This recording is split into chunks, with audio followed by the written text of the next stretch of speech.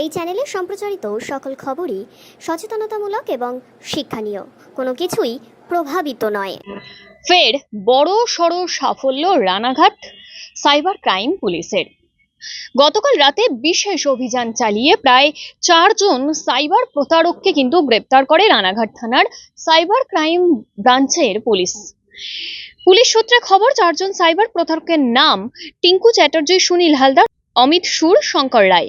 এরা প্রত্যেকেই রানাঘাটের বাসিন্দা। ধৃতদের কাছ থেকে একাধিক মোবাইল সিম কার্ড ও ডেবিট কার্ড উদ্ধার হয়েছে। পুলিশ সূত্রে খবর, এরা বিভিন্ন রকম সাইবার প্রতারণার সঙ্গে যুক্ত ছিলেন। অভিযোগ আসার পরই তাদের তল্লাশি করে গ্রেপ্তার করা হয়েছে।